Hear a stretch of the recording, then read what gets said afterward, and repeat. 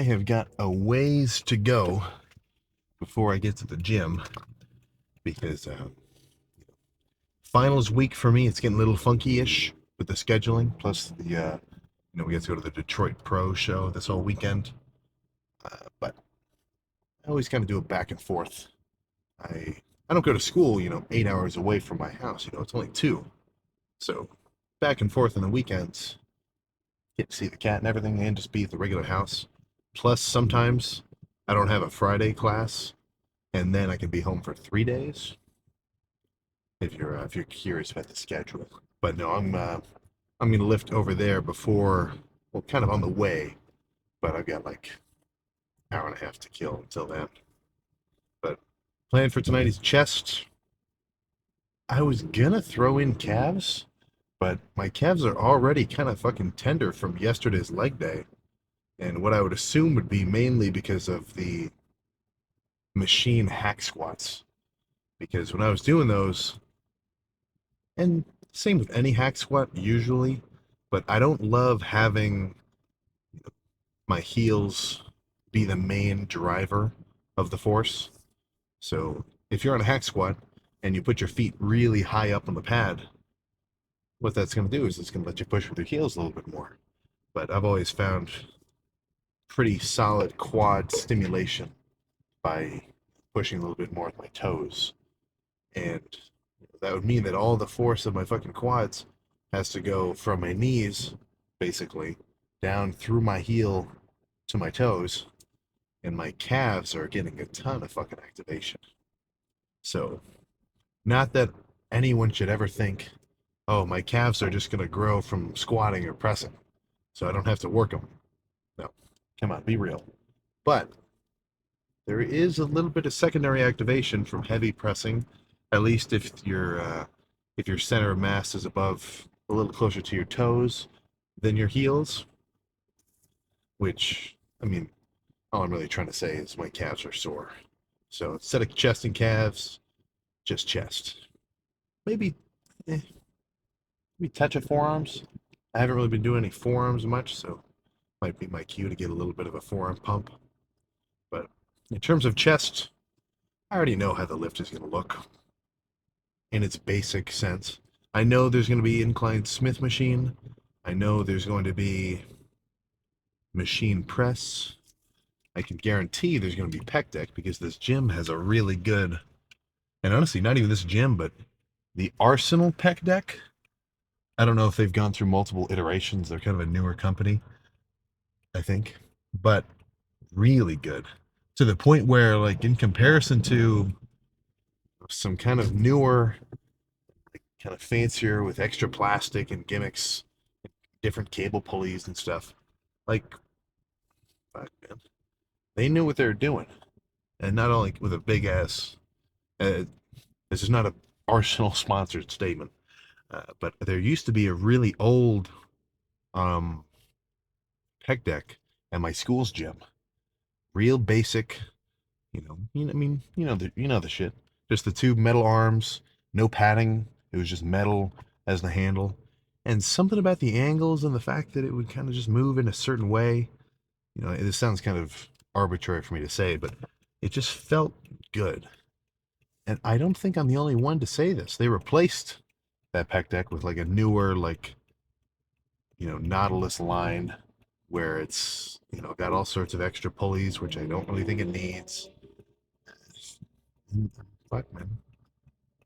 It's not like the equipment is an absolute game changer of your results, but, it is sort of it is the medium which you're going to be able to use to stimulate your fucking muscles. So it does, I'm not going to say it doesn't matter. Right? You can build a pretty big ass set of chest pecs with just like, a rack, barbell, adjustable bench, and some dumbbells. Not even cables. But it's probably not the best way to go about it.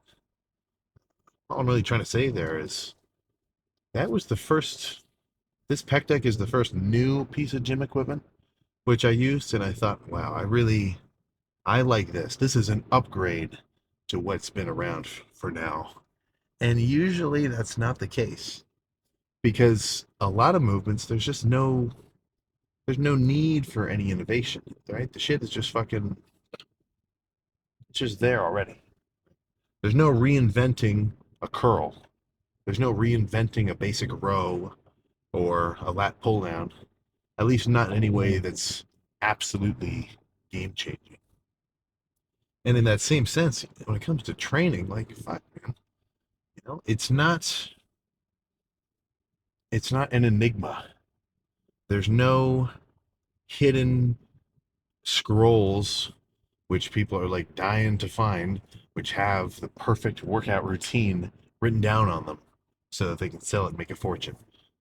It's just not like that. So when it comes to actually kind of coming up with a routine, don't overcomplicate it. It's worth trying to improve over time, but I think a lot of the kind of apart from like specific technique tips, which get thrown around, which are good. I do enjoy that. It makes starting a movement which maybe somebody hasn't done before a little bit easier because they can hear a couple of keywords and cues that they should look for, which actually work. Trying to pull your shoulders back when you're doing a press or a pec deck. Maybe just I mean, just little stuff like that. But for a chest day, at least for me, what I like usually start with some kind of pressing movement. Sometimes heavier, sometimes lighter. I've done chest days where I start off with like cable press, where the cables kind of converge, if you get what I'm saying there. And instead of really trying to just throw around as much weight as possible, I'm trying to squeeze it a little bit harder. It's like last leg day, some of the leg extension sets that I did were not all like try to use as much weight as possible, but use a certain amount of weight and then really focus on squeezing at the top. Like squeeze, like make the contraction the hard part. So there's all sorts of ways to go about it. As long as the workouts that you're doing are hard, you get fatigued, you get pumped up, and most importantly, you've made gains historically, which you can look at in comparison photos or graphs of your weight. You can actually see tangible effects that what you're doing is making you some progress. Then it's almost something that doesn't need to be questioned. Like right now, even though I emphasize so much about, uh, and it's pretty much all I fucking talk about, unless I've got some other topic. All I'm chatting about, yapping about in the car is like, okay, how can I do this workout to stimulate my chest as well as I fucking possibly can? How can, what should I change, and how should I, adjust, and who should I listen to, and who shouldn't I listen to? And I think me even because whenever I do that, I do kind of just talk about it out loud. It's just something to, something for you to kind of peep into my mindset about. But like once I finish dieting down, and I'm like a lean 235 or 230, 238 or maybe even just 240, like depending on where I'm at the end of this diet. When I start bulking up, in no way imaginable do I think that my training is the number one issue which is going to prevent me from growing. Because let's just say the target which you have to hit in order to stimulate your muscles, at least to a degree where they're going to be able to make use of a bulk and grow, that target is pretty fucking big. If I go in and do a chest day, and instead of doing maybe what I typically do now, maybe 7, 8 sets ish, all pretty heavy, kind of throwing weight around, having a lot of tension, and at the end of it, I'm fucking pumped to hell. If instead of that, I were to come in and, maybe I'm lifting with, uh, maybe I was lifting with Samson, or, I was talking to, I'm so spoiled because now I get to talk to like top tier fucking, you know, rough and cut bodybuilders who have been through it. I mean, these guys are like upper 200s. You got to remember the echelons of size from mid 200s to upper 200s, that is a massive fucking jump. And I wouldn't even say I'm mid 200s. When I'm dieted down, my lean weight, that's my real lean body weight, it's more like 230. So I'm still in the low 200s bracket. But, you know, I've whenever I'm talking to these guys, what's should I train like Hollingshead or should I train like so and so? That's, you know, and I'll hear not only do I hear it, but we all see it. So many people train in such different ways. It's and what that should lead you to conclude is your training should at least try to accommodate your own strengths and just whatever works for you, what kind of stimulus you react to. And it should also kind of, point out there's different ways to fucking do it. And across the board, I think just the harder you can fucking train, the better. If I were to do the whole bulk of fucking maybe lighter squeezing sets, really just focus on the contraction, probably going to be pretty pumped each time. I'm probably going to grow because I'm going to be eating in a surplus, you know? So, where I think I draw the line is what can I do to train as hard as I can and make each set as good and effective as I can make them? Finish the workout and then go home and, do everything in my power to induce growth. So, the training side, as much emphasis as I put on trying to optimize it, I really don't think that, well, at least people who really get up to this size, unless you're really off target with your training, a lot of the biggest changes that you can make to your fucking build are more diet related than fucking training related, you know? The guy who can't seem to grow muscle and he's just locked at 180, I really don't think that, well, I mean, of course, always try to optimize your training, make it as strong of a stimulus as you can and improve it over time. But odds are, if you just somehow got him to eat in a real surplus for the next 6 months, I mean, at least 500 calorie surplus per day, he's going to start growing. He's going to start growing out of nowhere. What happened? He just had more fucking food, man. So train hard, eat a lot, sleep a lot. You're probably going to grow. And when I say probably, I mean 99% you're going to grow. But that that's under the that's under the assumption that you actually are eating enough food to be in a bulk and you are training hard. Progressive overload, you should get bigger and stronger over time. And as a beginner, I do sympathize with you. When I see comments where it's like, "Oh, you can't train this hard. You can't you cannot train as hard as Sam and expect to come back the next day and do it." Which in a way is kind of a cool compliment for me because it's just saying like, "Oh, Sam's training hard." But it's in relation to my own fucking build and my size and my training experience. So I don't necessarily say or think, okay, you need to train every day as hard as you can. If I had to kind of condense my thought process there in terms of the, your frequency and how many rest days you should take, I would say you should train as hard as you can. And then if you're not recovered enough to come back and do it again for your next muscle group, then take a day. And as a beginner, that's when I think it's most necessary. Because, I mean, I took Mark to do a chest day once. I had him do way too much volume because I was doing like fucking 25 sets for chest at the time, like a total goober. But, I had him do a hard chest day. The dude was fucking dead, man. The next day he was still fucking. Because if you've never been exposed to hard sets or pushing yourself to fucking legit muscular failure before, then after one fucking hard workout, yeah, it's gonna hit you.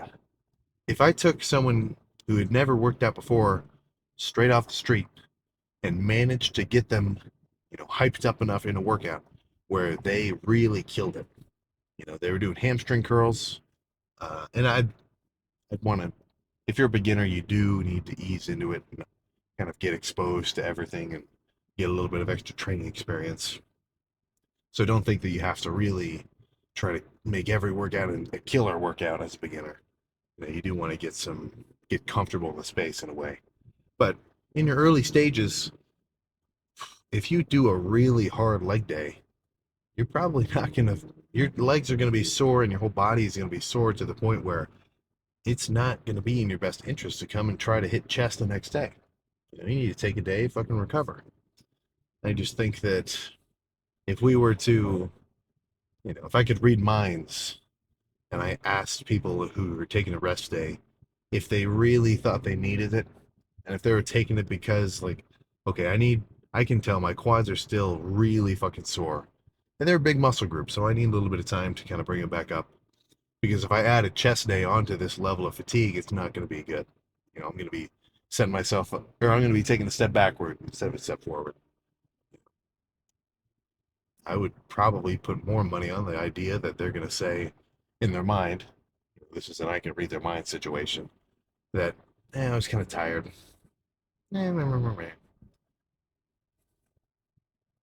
But that's my thoughts there. So, plan for chest, kind of whatever I think is going to feel good. And it's not that simple. Don't confuse that with or don't just take that at face value. There is some depth to that saying for me now because I've been lifting for fucking years. I've probably done I don't know, maybe at least like 5 or 400 chest workouts so far. Trying to do the math on how long I've been lifting. Let's just say 400 for argument's sake. I've kind of got the experience of doing all those workouts. So now when I go to the gym, instead of having to like really consciously think out loud in my mind, like, okay, I want to do some incline dumbbell bench because I know that it's going to feel and let me contract here and let me, like, you kind of get to a point where all those sort of reasonings and thoughts just sort of become subconscious. And now, I walk into the gym and, okay, Smith machine first. Okay, let's do some pec flies next. Some cable press. Uh, finish with whatever. Now, underneath those just kind of nonchalant choices, maybe I'm thinking, or not maybe, I'm definitely probably thinking, okay, I just did some really heavy sets of incline Smith machine. I don't really think it's gonna. I mean, I don't need to double up on pressing right now. I think maybe I want to do some more squeezing focus movements over in that pec deck, and then really try to focus on stretching my chest and pulling it open, getting some blood in the area. And then by the time I move on to a cable press, I'll still be able to squeeze, but have a little bit more tension. And, but I mean, stuff like this. But no matter what style, experience, size, the guys who lift harder will get bigger. And the guys who eat more food will definitely get fucking bigger. That's almost a more, I mean, that's definitely a more true line than the guys working hard. But that's all I got there. So, got a little while to chill in here, get hyped up, and we can get chest started. So, I was about to say, let's hope it's a good lift. I know it's going to be good. It's in my hands. I've got control over it. Let's fast forward in the future. I've been exposed to spice a little while. I can see the future. If I go to the gym, I know I'm gonna have a fucking nasty chest pump. And I'm gonna turn it into a TikTok edit. I'm gonna start doing the TikTok jokes again. Yeah, it's been a little while since those. But either way, I will see you. I mean, fuck, I'll see you in like 2 hours, but you'll see me in 1 second on. All right. So this gym is actually pretty well fucking equipped. They've got 200s, but died it down. 150 is the limit. So let's get a good one going. Let me pick a different song actually.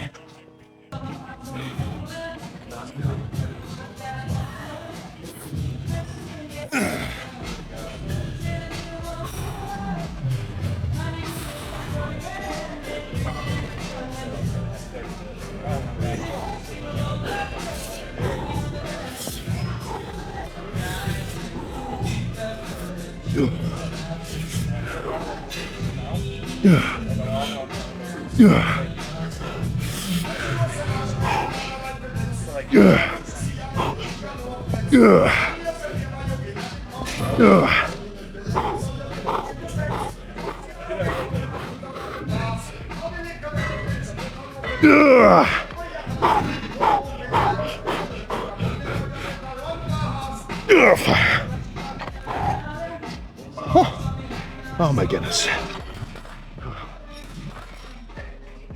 One more.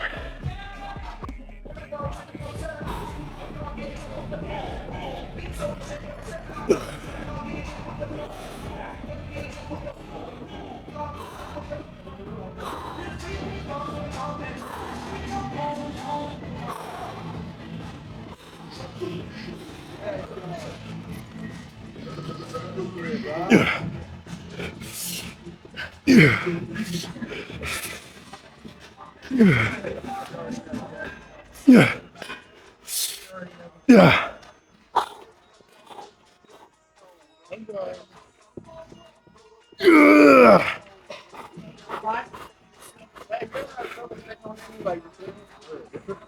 Okay.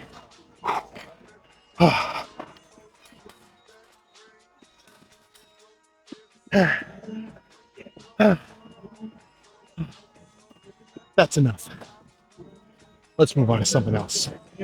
And the reason I throw those dumbbells down after already sitting with them is because this bench is too high up. Like the butt of it is too, maybe I'm just too short, but I can't really get a strong self lift off. So I had to put these little plastic spacers on the floor. And I didn't really want to throw the dumbbells on top of them and break them. But let's move on to something else. Not sure what, could be whatever. The machine in question. So actually, getting back to what I was saying in the car about how like your routine, like thinking that you have a really good routine, like written out on paper before you come to the gym and do it. Fuck, man, I don't think it's like you can have basic frameworks of workouts. Like I always follow the same framework, basically. Sometimes I change it kind of drastically, but for the most part, my chest days look the same. Heavy pressing as the first movement, and then a combination of flies and maybe lighter pressing as the workout progresses until I'm done. But that's not something you can have written out perfectly, because after those 2 sets of incline dumbbell, if I'm bulked up, I might have some more strength endurance. Because I tried to do incline barbell. I loaded up 3 plates. I got a spotter because I'm like, okay, let's see how it feels. Fucking heavy. Like I would have gotten maybe 5 reps on a set of 315. So in my mind, I'm saying, I think the heavy pressing is done. Let's move on to more. I mean, obviously I was targeting my chest on the dumbbell press, but now I want to do some more kind of isolative work. So I'll start with pec deck, which this one I fucking love it. Just something about how I can squeeze at the, enough glaze in this machine.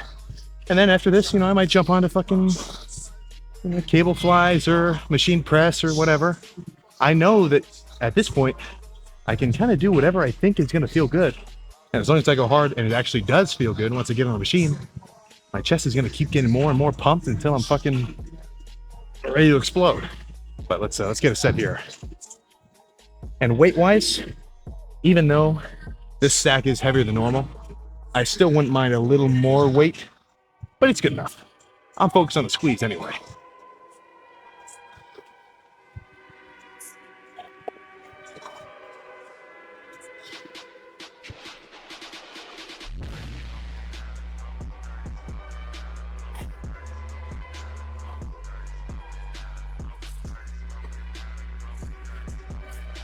Yeah. Yeah.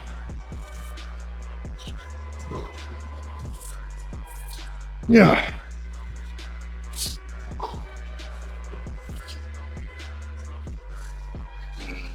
Yeah.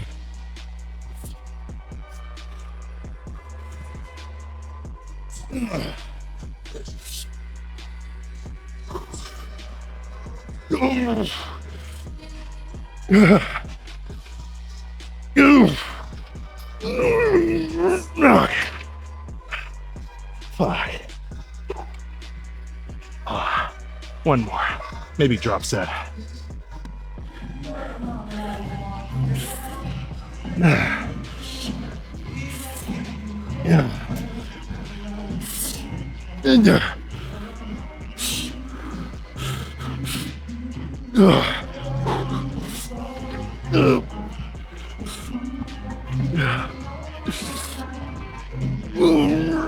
Okay. Oh, let's drop it. Fuck.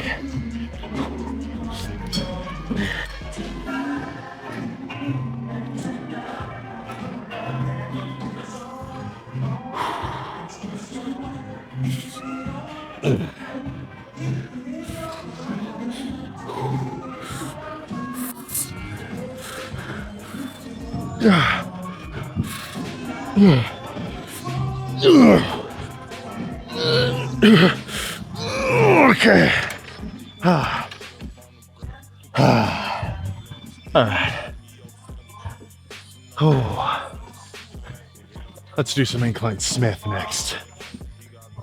I might have to mute this clip because of the music, but I'm 99% sure this will be a drop set.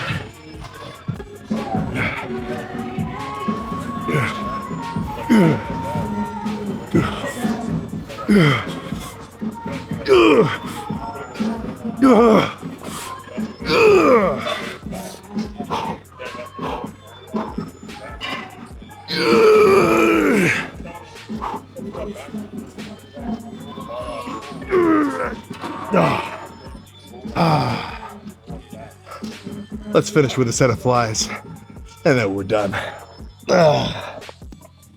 Pec deck's so nice, gotta hit it twice.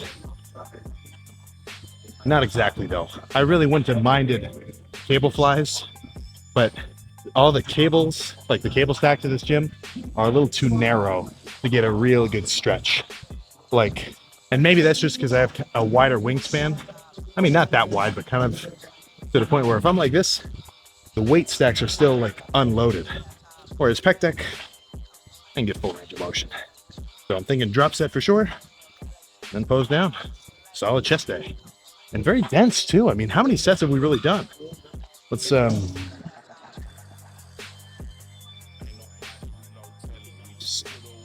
tally them up at the end. I can't remember.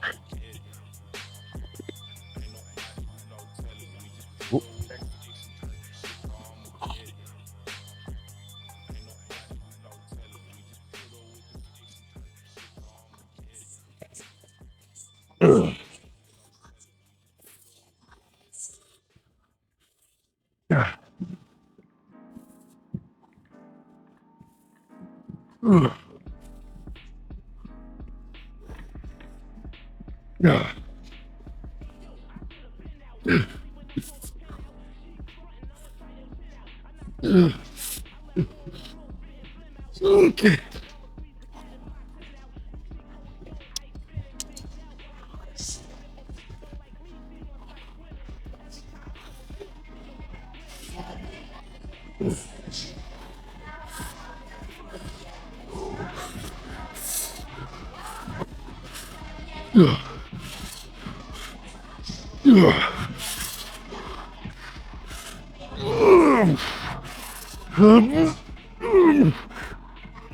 Okay.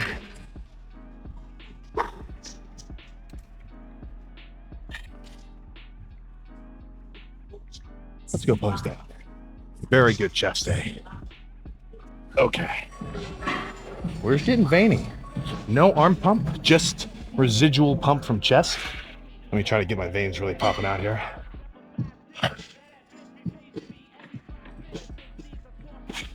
Oh my goodness. Oh, even just squeezing my fucking breath like that, especially when I'm dieted down, it gets me a little lightheaded. But let's run through some chest poses. Let's actually see how we're looking. So, this is the real bodybuilding gym. So they've got bodybuilding lights. Like these are, I don't even want to stare at them. So let's see how we're looking underneath of the shirt.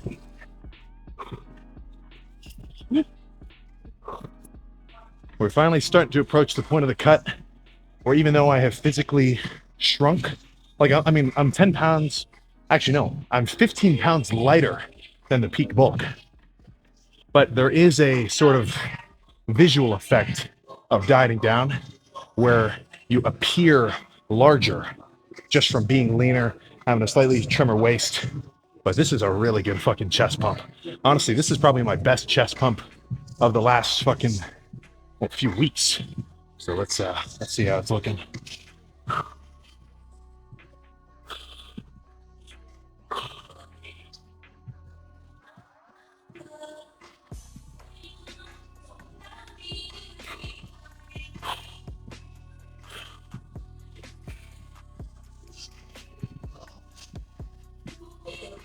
Oh my goodness.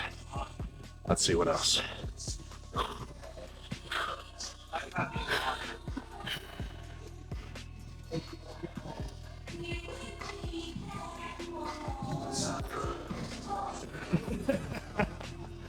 Oh my goodness, man.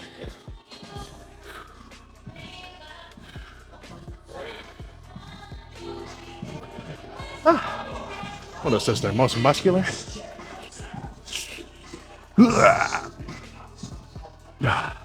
So give it a few more weeks, and I might actually start to see some veins really poking out of my chest. But let's do one more breath hold, most muscular, and then we can get out of here.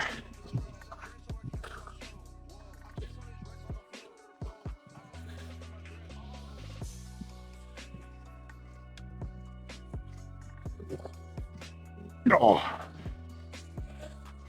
Hold on. I'm seeing stars. Let's get in the car. All right. Guess what I am? I am a happy fucking lifter right now because that chest day was fucking great. That was just insanely pumped.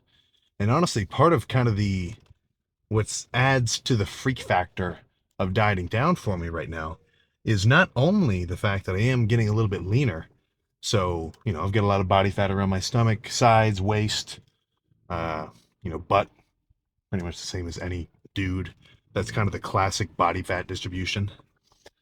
But not only is that body fat, kind of covering up my muscles, starting to shrink down, which if it's centered around my waist and back and, stomach a little bit, as it disappears and gets metabolized, it does make your midsection look cooler. It does make my waist look smaller. It physically is smaller, so when I do a lat spread, my shoulders and everything else looks wider. But now that I'm dieting down, I don't have a full stomach of fucking food anymore, So it's not even like when I'm bulked up, I'm bloated. I'm just, I've literally got pounds of food moving its way through me. Because if you're eating, if you're getting into fucking pounds upon pounds of food, I don't know, wait, actually, however many pounds, 5,000 or even 6,000 on a crazy day of food is, it doesn't just immediately get absorbed and dispersed in your body. It's got to sit there for a minute. So when it comes to my end state, whatever that ends up being, I do feel pretty good walking around with a lighter stomach that's not full of food to the point where, I got to take a breath because I feel like I'm fucking in my first trimester from, a stack of, I don't even know, a big ass plate of steak and mashed potatoes and any other food under the sun. So I think I'm getting close to the part of the diet, to the part of the cut where now I'm starting to think maybe I like dieting down. Of course I like it because I know that I'm resetting myself so I can bulk again harder. But I've mentioned this before. When it comes to dieting down, especially, and this is in the context of like dieting to decently lean, like approaching 10% or so body fat. If you're upwards in the 40%, 50% body fat range, then your progress fat loss wise is very linear. You can just see that you're becoming more slimmer over time. Still requires a fucking mad amount of dedication. But when you're kind of on the leaner end already, I'm talking 15, 18% body fat, just kind of walking around decently lean, like you know you've got your muscular shape to you, but you can tell your abs are still kind of you're soft to even maybe just covered up completely. You're not insanely veiny. Um, if you go from bulking up to dieting down, or even just eating at maintenance calories to dieting down, then you're going to run into a period of time where you're just as fat as you were before. You know, my first week of dieting, I wasn't losing body fat. Even though my weight was going down, the weight that I was losing was intramuscular water and sugar and food in my stomach. So that first week, really 2 weeks of dieting down, if you're starting from a reasonably in relatively lean state, you know, 15-ish% body fat. Of course, that's just a number. It doesn't necessarily always correlate to, but we all know what 15, when I say 15% body fat, a certain dude appears in your mind. Just generally athletic, you know, you get the idea. So if you're starting from there, as soon as you start dieting down and you're dropping calories, you are physically gonna fucking shrink. Your muscles are gonna say, oh, well, no more 800 grams of carbs, no more fucking 150 grams of fat per day. Fuck, man, I better start emptying myself out and getting depleted. So, in that process, so that initial like 6 pounds that you lose when you start dieting down, it's not even fat. It's just intramuscular water, which does not make you look watery. It, you know, makes you full. So once that starts to disappear, you do kind of go down a level in size. So the first week of dieting down kind of sucks because you actually look worse. And I'm not saying that I saw myself in that first week of dieting. It was like, oh, dude, I look like shit. Fuck. But, you know, objectively, my arms are smaller. My pumps aren't as freakish. So that is kind of a hurdle which you have to be mentally tough enough and be able to understand delayed gratification enough to say, okay, it's this. I'm going to look freakier over time as I get leaner. So even though it's only been like 2.5 weeks, I'm getting close to there. Honestly, that pose down was really fucking nutty. Even though I'm not even super veiny yet, like that vacuum and that front lat spread really shrinking my waist in. Love it. Love it, love it, love it. And it will only get freakier over the next 6, maybe 7 weeks. So plan now is not to go home and fucking totally blow my calorie deficit out of the water by eating a crazy amount of food. You know, I'm not gonna overshoot my calories. I think I have about 750 left for the day. Uh, about 75 grams of protein worth. So that'll just be a big meal of something. Maybe actually I don't know. I don't know what I have in the house. I'll have to see. And then look, man. Ooh, bedtime. Bedtime. So yeah, so I had like I was telling you before, I had like an hour and a half drive to the gym because I lifted on my way back to school, and I was drinking a ton of fucking water with electrolytes, of course, with some electrolytes added, to the point where by the time I drank my little pre-workout shaker when I was 10 minutes out of the gym, I thought I was gonna have to pull off the side of the road to fucking take a piss, but I made it. So as soon as I walked into the gym, straight to the bathroom. And I'm not going to tell you that you have to have, you know, fucking water clear pee to be fully hydrated. But every time I do, you know, when you're drinking that much fluid, I do kind of just feel good, man. You know? Not to make this a whole hydration talk, because I feel like I say that all the time.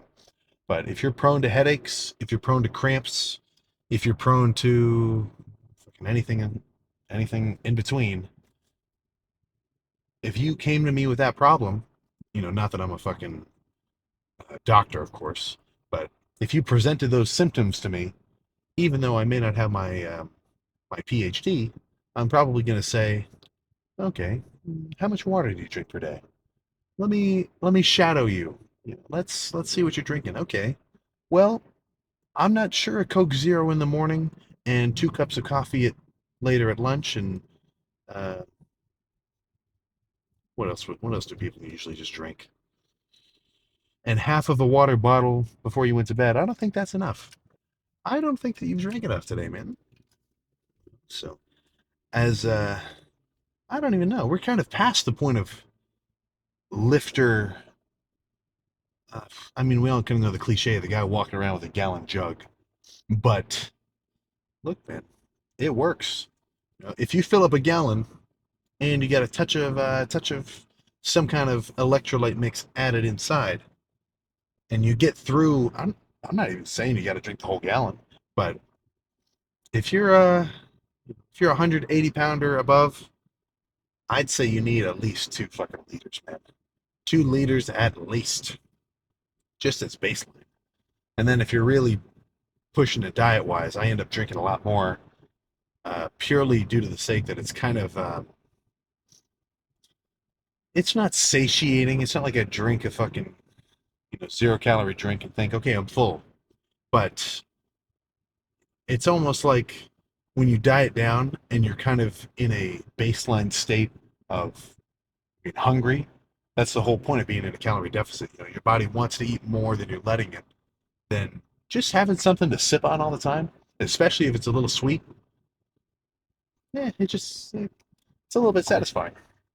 So if I could give you one little dieting tip there, it's make sure you got some 0 calorie soda on hand at all times. And if you're concerned about aspartame, fuck man, I've been drinking it for a while. I seem to be all right, but who's to say I don't end up being included in the aspartame settlement of 2045 when it's revealed that it causes so and so and whatever. So you're never going to go wrong with just some straight up water and maybe a pinch of salt if you want to go real simple. But I mean, come on. I don't care how off grid you go, man. We've got microplastics. Microplastics are in the water, man. They're gonna get you. So, not really. I don't have anywhere to go with that. I'm just saying random shit now. But home food, shower off, and frankly, I have a shameful pile of laundry next to my bed. It's not completely covering the floor of my bedroom because my apartment is pretty small, but our washer wasn't working for a minute, and I didn't want to like take all of it to like a laundromat. Oh my goodness, I gotta deal with that. But ugh. I was looking to make sure I brought my little duffel bag full of all my clothes and my computer and stuff. For a second, I thought I forgot it. But tomorrow is back day, so I think we'll just save the discussion of back for then. But let's fuck man. What's up with you? How have you been I'm sure you're probably thinking, okay, summer's getting close, man. We're getting close to the end of April. Fuck, summer's starting. Should I start dieting down now? Should I start the cut now? I can probably catch it by summertime, and then I'll be pretty lean. Yes. I think that's an unfortunate thought process, because you're kind of letting just the outside situation of the world decide your move, muscle growing progression wise. And I'm not saying you're wrong for thinking it. Everybody wants to be lean and cool looking for summer. That's when you're really running around outside at the fucking beach or the pool or wherever else. So I'm not going to knock you for it. But if that's your only motivation to diet down, then I think you should probably be a little bit more thoughtful with your moves. Because when it comes to, let's say, bulking and cutting, that's what I like. And I don't say you have to bulk up to a point where you're approaching the Lee Priest look. Just look up Lee Priest bulked versus Lee Priest cut. I'm not saying that you have to have that crazy of a fluctuation. On a side note, I'm jealous of how much food he could eat to put on that much body fat. Not that that's my goal, but weight gain is the hardest part for me. Dieting down, that's just a matter of doing it.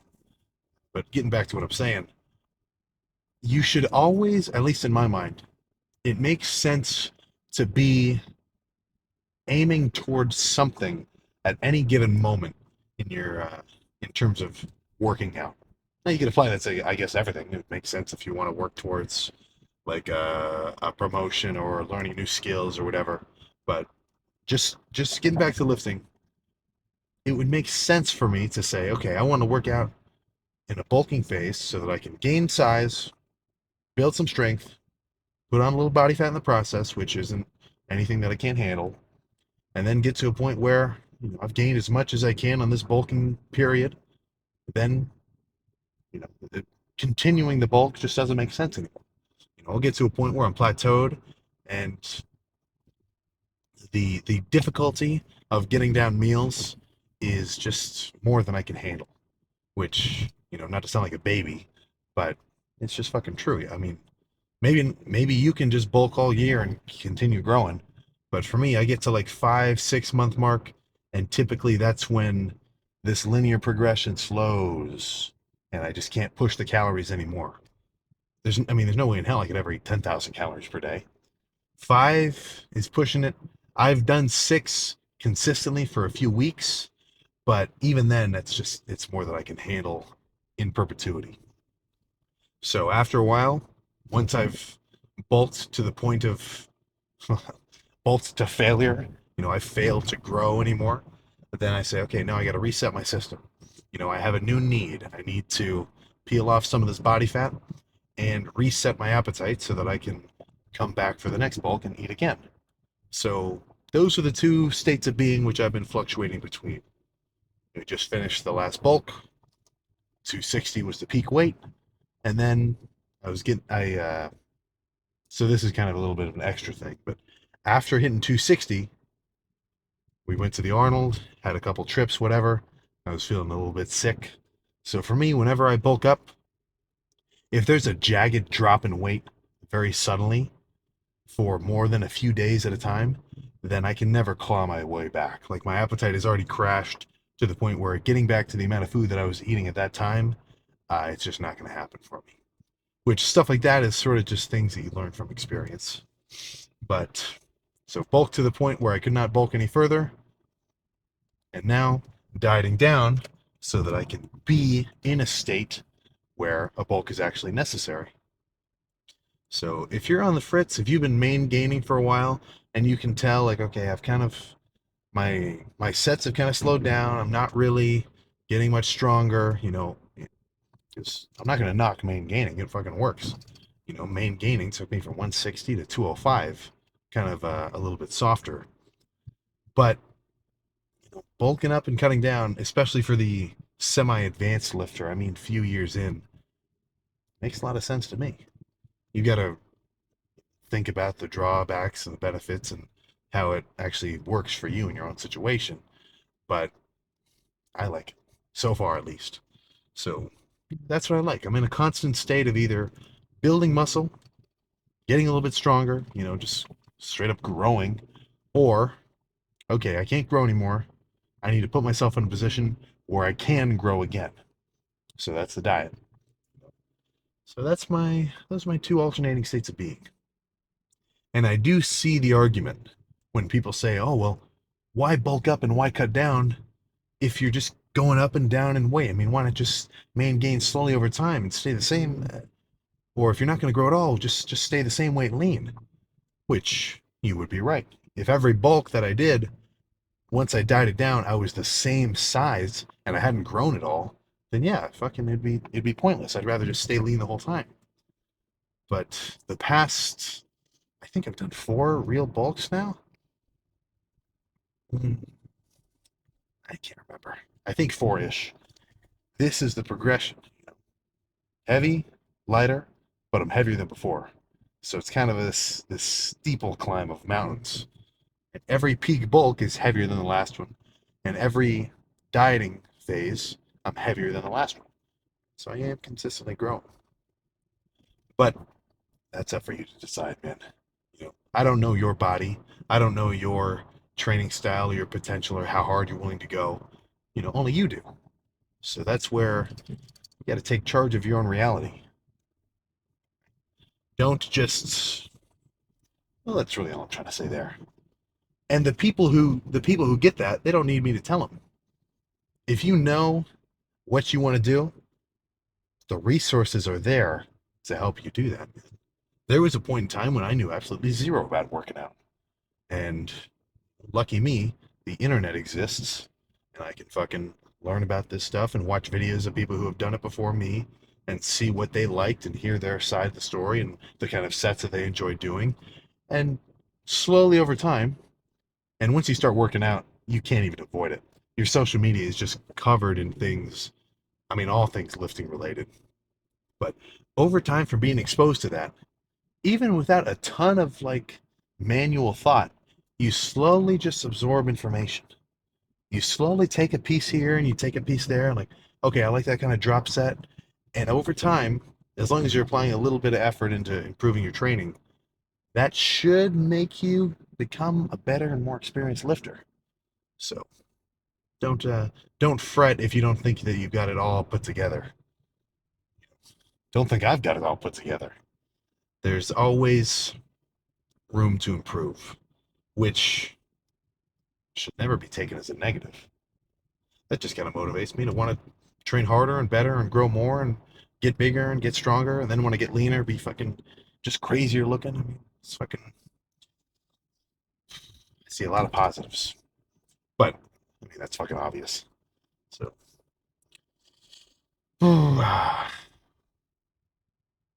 once I start, once it gets real warm out, I'll probably start sitting out in the sun a little bit, get some UV exposure. Not too much though. I don't want to burn, but just a little bit because apart from during COVID when I didn't really see the sun for fucking I don't even know how long, like a year or so, because everybody was just sitting around inside not doing anything. I'm definitely as probably as pale as I get. So a little bit of extra melanin production would do me good, especially in the poses. But I think that's all I got. I was about to say, don't slow down, keep lifting hard. You know that already. You don't need me to tell you. So I will see you tomorrow for back. And you know what? I promise, I guarantee it. Tomorrow will be a full day of eating. Hold me to this 100%. Actually, you don't even have to because it's already locked in my mind. Full day of eating tomorrow. I'll try to add the process of making some of that food too. But I will see you then.